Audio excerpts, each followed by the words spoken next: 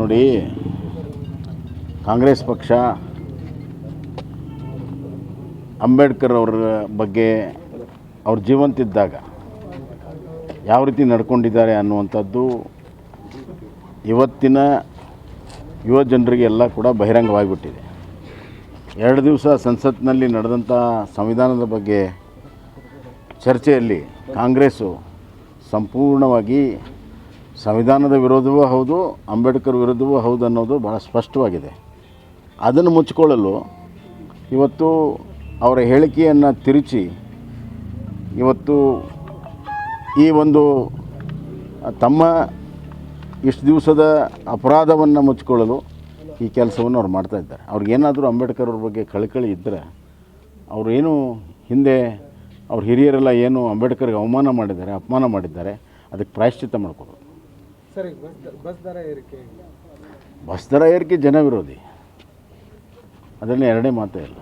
ಜನಸಾಮಾನ್ಯರು ಹೇಳ್ತಾ ಇದ್ದಾರೆ. ಅವರು ಏನು ಶಕ್ತಿ ಯೋಜನೆ ಮಾಡಿದ್ದಾರೆ, ಕಾಲಕ್ಕೆ ಆ ದುಡ್ಡು ಕೊಟ್ಟಿಲ್ಲ. ಅವರು ಸರ್ಕಾರದ ಬಾಕ್ಸಿಂದ ಕೊಡಬೇಕಾಯಿತು, ಕೊಟ್ಟಿಲ್ಲ. ಅದರಿಂದ ಬೇರೆ ಯುವಕರಿಗೆ ವಿದ್ಯಾರ್ಥಿಗಳಿಗೆ ಭಾಳ ತೊಂದರೆ ಆಗಿದೆ. ಅದಕ್ಕೆ ಹೆಚ್ಚಿನ ಬಸ್ಸುಗಳನ್ನು ಕೂಡ ಕೊಡ್ತಾ ಇಲ್ಲ. ನಾನಿದ್ದಾಗ 4,500 ಹೊಸ ಬಸ್ಸುಗಳಿಗೆ ಏನು ಆಜ್ಞೆ ಮಾಡಿದ್ದೆ, ಅವುಗಳೇ ಈಗ ಬರ್ತಾ ಇರೋದು. ಮತ್ತು ಸಾಲ ಹೇಳ್ತಾರೆ ಅವರು ಕಾಂಗ್ರೆಸ್ ಕಾಲದಿಂದನೂ ಕೂಡ ಅದು ಕ್ಯುಮುಲೇಟಿವ್ ಸಾಲ. ಅದು ಕೋವಿಡ್ ಸಂದರ್ಭದಲ್ಲಿ ಲಾಸ್ ಆಗಿತ್ತು, ಆದರೂ ಕೂಡ ಯಡಿಯೂರಪ್ಪನವರು ಅವರಿಗೆ ಕಾಂಪನ್ಸೇಟ್ ಮಾಡಿಕೊಟ್ಟಿದ್ದಾರೆ. ನಮ್ಮ ಕಾಲದಲ್ಲೂ ಕೂಡ ನಾವು ಯಾವುದೇ ರೀತಿಯ ತೊಂದರೆ ಆಗದಂತೆ ಇವತ್ತು ಮಾಡಿದೆ. ಈ ಸಂದರ್ಭದಲ್ಲಿ ಅವ್ರಿಗೆ ಡೀಸೆಲ್ಗೆ ಸುದ್ದ ದುಡ್ಡು ಕೊಡೋಕ್ಕೆ ದುಡ್ಡು ಇಲ್ಲದಂಥ ಪರಿಸ್ಥಿತಿಯನ್ನು ಮಾಡಿದ್ದಾರೆ. ಅದಕ್ಕಾಗಿ ಅವರು ತಮ್ಮ ಗ್ಯಾರಂಟಿಗೆ ಸಂಪನ್ಮೂಲ ಕ್ರೋಢೀಕರಿಸಲು ವಿಫಲವಾಗಿ ಈ ರಾಜ್ಯವನ್ನು ದಿವಾಳಿ ಮಾಡಿದ್ದನ್ನು ಈಗ ಸರಿದೂಗಿಸೋ ಸಲುವಾಗಿ, ಮುಚ್ಚಾಕೋ ಸಲುವಾಗಿ ಈ ಥರ ಜನರ ಮೇಲೆ ತೆರಿಗೆಯ ಭಾರವನ್ನು ಹಾಕ್ತಾಯಿದ್ದಾರೆ. ಇದು ಕೇವಲ ಸಾರಿಗೆ ಅಂತಲ್ಲ, ನೀವು ಯಾವ ವಿಚಾರದಲ್ಲೂ ತೆಗೆದುಕೊಳ್ಳಿ. ನೀರಿನಲ್ಲಿ ಹೆಚ್ಚಿನ ದರ ಮಾಡಿದ್ದಾರೆ, ವಿದ್ಯುತ್ ಶಕ್ತಿಗೆ ಹೆಚ್ಚಿನ ದರ ಮಾಡಿದ್ದಾರೆ, ಈಗಾಗಲೇ ಹಾಲಿಂದ ಮಾಡಿದ್ದಾರೆ, ಮತ್ತೊಮ್ಮೆ ಮಾಡಬೇಕು ಅಂತಾರೆ. ಆಮೇಲೆ ಸ್ಟ್ಯಾಂಪ್ ಡ್ಯೂಟಿಯಲ್ಲಿ ಹೆಚ್ಚು ಮಾಡಿದ್ದಾರೆ, ಮೋಟ್ರ್ ವೆಹಿಕಲಲ್ಲಿ ಹೆಚ್ಚು ಮಾಡಿದ್ದಾರೆ, ಪೆಟ್ರೋಲ್ ಡೀಸೆಲ್ ಮೇಲೆ ಹೆಚ್ಚು ಮಾಡಿದ್ದಾರೆ. ಮೈನ್ಸಲ್ಲಿ ಇವತ್ತು ಇನ್ನು ಮುಂದೆ ಕಡಿ ಏನು ಜನಸಾಮಾನ್ಯರು ಬಳಕೆ ಮಾಡ್ತಾರೆ ಉಸುಗು, ಅದರ ಮೇಲೆ ಹೆಚ್ಚಾಗ್ತದೆ. ಆಮೇಲೆ ಪಶ್ಚಿಮ ಘಟ್ಟದಿಂದ ಬರುವಂಥ ನೀರಿನ ಮೇಲೆ ತೆರಿಗೆ ಹಾಕಬೇಕು ಅನ್ನುವಂಥ ವಿಚಾರ ಇಟ್ಕೊಂಡಿದ್ದಾರೆ. ಗಾಳಿ ಒಂದು ಬಿಟ್ಟರೆ ಎಲ್ಲದರ ಮೇಲೆ ತೆರಿಗೆ ಹಾಕ್ತಾಯಿದ್ದಾರೆ. ಈಗ ಅವರು ಗಾಳಿಗೆ ತೆರಿಗೆ ಹಾಕುವಂಥ ದಿನಗಳು ಈ ಸರ್ಕಾರದಲ್ಲಿ ದೂರ ಇಲ್ಲ ಅಂತ ನನಗೆ ಅನ್ನಿಸ್ತಾ ಇದೆ.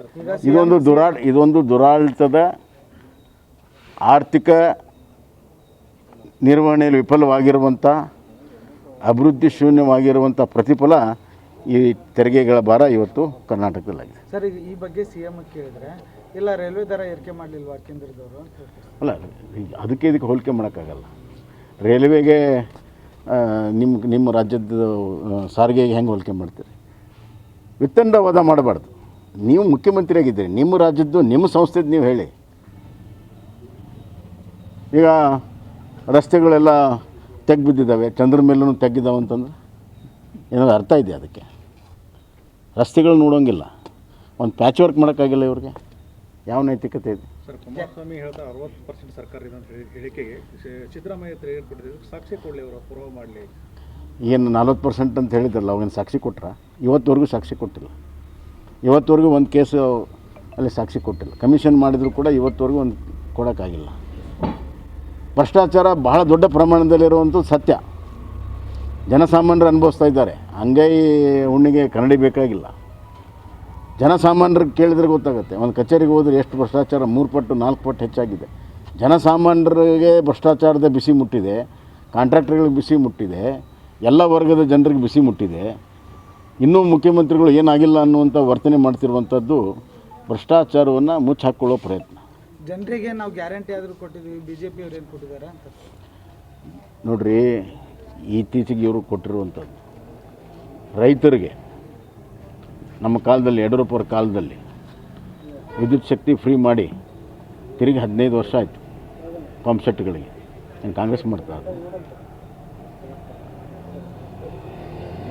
ಈ ಭಾಗ್ಯಲಕ್ಷ್ಮಿ ಹೆಣ್ಮಕ್ಳು ಹುಟ್ಟಿದರೆ ಅವ್ರಿಗೆ ಸಹಾಯ ಮಾಡುವಂಥದ್ದು ಏನು ಕಾಂಗ್ರೆಸ್ ಮಾಡ್ತಾ? ನಾನು ರೈತರ ಮಕ್ಕಳಿಗೆ ವಿದ್ಯಾನಿಧಿ ಕೊಟ್ಟೆ, ಕಾಂಗ್ರೆಸ್ ಮಾಡ್ತಾ? ರೈತರಿಗೆ ನಾವು ಯಶಸ್ವಿ ಯೋಜನೆ ಪುನರ್ ಪ್ರಾರಂಭ ಮಾಡಿದ್ವಿ ರೈತರ ಇನ್ಶೂರೆನ್ಸ್ ಸಲುವಾಗಿ, ಕಾಂಗ್ರೆಸ್ ಕೊಡ್ತಾ. ರೈತರ ಗೊಬ್ಬರವನ್ನು ಸರ್ಕಾರದಲ್ಲೇ ವಿತರಣೆ ಮಾಡಬೇಕನ್ನುವಂಥ ತೀರ್ಮಾನ ಮಾಡುತ್ತೆ, ಕಾಂಗ್ರೆಸ್ ಮಾಡ್ತಾ. ಎಷ್ಟೊಂದು ಹೇಳ್ಬೋದು. ಈಗ ಕಿತ್ತೂರು ರಾಣಿ ಚೆನ್ನಮ್ಮ ಶಾಲೆ ಮಾಡಿದ್ವಿ SC/ST ಜನಾಂಗಕ್ಕೆ, ಕಾಂಗ್ರೆಸ್ ಮಾಡ್ತಾ. ಹೇಳ್ತಾ ಹೋದರೆ ದೊಡ್ಡ ಪಟ್ಟಿ ಇದೆ. ಸರ್, ಪ್ರಿಯಾಂಕಾ ಖರ್ಗೆ ವಿರುದ್ಧ ಯಾವ ನೈತಿಕ ಹಕ್ಕು ಬಿಜೆಪಿಯವರಿಗಿಲ್ಲ. ವಿಜೇಂದ್ರ ಸಾವಿರಾರು ಕೋಟಿ ರೂಪಾಯಿ ಲೂಟಿ ಹೊಡೆದಿದ್ದಾರೆ, ಬೇಕು ಅಮಿತ್ ಶಾ ಕ್ರಮ ತೆಗೆದುತ್ತಾರೆ ಅಂತ ಘೋಷಣೆ. ಈಗ ಪ್ರಕರಣ ಏನಿದೆ, ಆತ್ಮಹತ್ಯೆ ಸಾವಿದೆ, ತನಿಖೆ ಆಗಬೇಕು. ಹೆಚ್ಚಿನ ವಿಡಿಯೋಗಳಿಗೆ ಪ್ರತಿಧ್ವನಿ ಯೂಟ್ಯೂಬ್ ಚಾನೆಲ್ ಸಬ್ಸ್ಕ್ರೈಬ್ ಮಾಡಿ, ಬೆಲ್ ಐಕಾನ್ ಕ್ಲಿಕ್ ಮಾಡಿ.